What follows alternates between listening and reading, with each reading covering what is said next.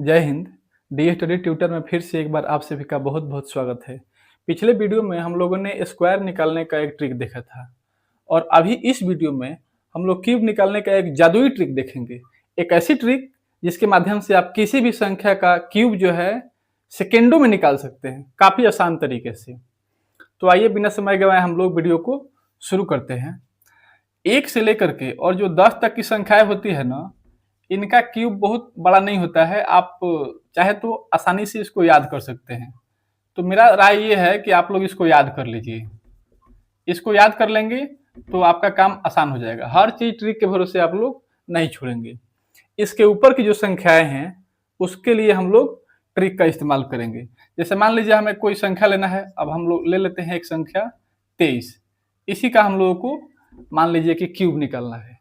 तो बहुत ही आसान तरीका है निकालने का। आप लोग खाली ध्यान से इसको देखिए। हम लोग क्या करेंगे, सबसे पहले इस 2 का क्यूब निकाल के यहाँ पर लिख लेंगे। तो 2 का क्यूब का मतलब होता है 2 गुने 2 गुने 2। तो ये हो जाएगा 2 दूनी 4 और फिर 4 में एक बार 2 से गुना करेंगे तो हो जाएगा 8। ठीक। उसके बाद हम क्या करेंगे, ये 3 है, 3 का क्यूब निकाल करके हम लोग यहाँ पर लिख देंगे। 3 गुने 3 गुने 3, 3 3 का 9, 9 3 27, यहाँ पर 27 को लिख देंगे। अब क्या करेंगे, यहाँ बीच में एक बार क्या करेंगे, 2 का स्क्वायर, मैंने इस 2 को 2 बार गुना करना है स्क्वायर, और इस 3 को एक बार, ऐसे करके लिख देंगे।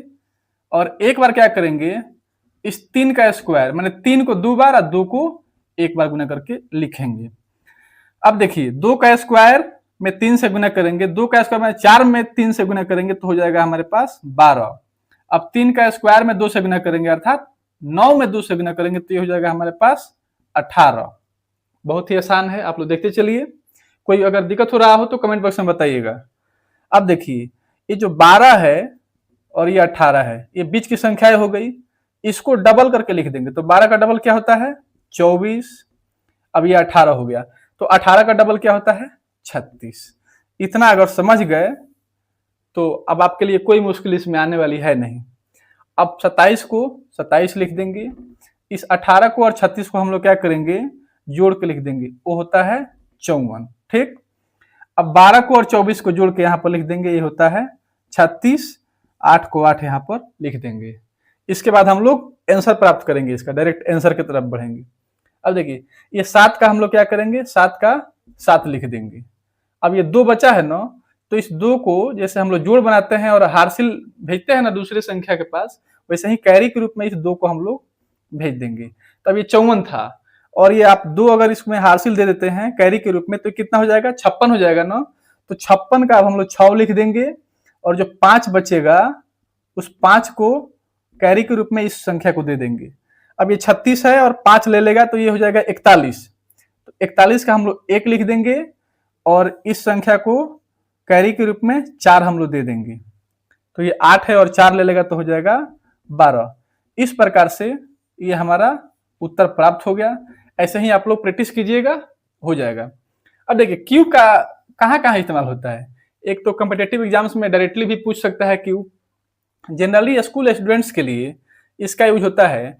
जैसे मान लीजिए आप लोग चक्रवृद्धि ब्याज पढ़े होंगे, तो चक्रवृद्धि ब्याज में एक सूत्र होता है A equal to P into 1 plus R by 100 का पावर एन या टी भी होता है। तो कभी कभी यहाँ पर 3 होता है। समय मान लीजिए कि अगर 3 साल है तो उस सूरत में आपको क्या करना पड़ता है, क्यूब निकालना पड़ता है। तो यहाँ पर आप लोग इस ट्रिक के माध्यम से काफी आसानी से निकाल सकते हैं। एक होता है गोले का आयतन। गोले का आयतन जो होता है वो होता है आपको 4/3 पाई आर क्यूब। यहाँ पर भी जो है क्यूब आता है। इस सूत्र में भी क्यूब का गणना आपको जब करना होगा काफी आसानी तरीके से इसी विधि का इस्तेमाल करके आप लोग कम समय में निकाल सकते हैं। एक होता है जो घन का आयतन, वॉल्यूम ऑफ क्यूब। तो घन का आयतन निकालने के लिए भी एक भुजा का क्यूब होता है। हम लोग ये भी एक घन है, एक्चुअली इसको हम लोग ऐसे करते हैं, घन हमारा ये हो गया। ठीक है, मतलब एग्जैक्टली ऐसे नहीं बना है लेकिन जिसकी लंबाई चौड़ाई ऊंचाई सभी जो होता है बराबर होता है उसको हम लोग घन कहते हैं। ये आप लोग देखे होंगे। तो इन जगहों पर आप क्यूब का इस्तेमाल कर सकते हैं। बाकी भी यूज है। तो इस तरीके का आप लोग प्रश्न जो भी आएगा उसमें इसका इस्तेमाल कर सकते हैं। आप लोग एक काम कीजिए, आप लोग होमवर्क के रूप में ये 2 क्वेश्चन लीजिए।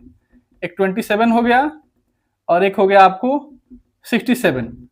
इन 2 संख्याओं का आप लोग क्यूब निकाल करके और हमें कमेंट बॉक्स में बताइएगा। इसके बारे में अगर कोई आपका ख्याल हो, विचार हो या सुझाव हो तो कमेंट बॉक्स में बताइएगा। वीडियो पसंद आया हो तो लाइक कर दीजिएगा। अगर आप फेसबुक पेज पर देख रहे हैं तो पेज को फॉलो कर लीजिए। अगर यूट्यूब पर देख रहे हैं तो चैनल को सब्सक्राइब कर लीजिए। वीडियो देखने के लिए आप सभी का बहुत बहुत धन्यवाद।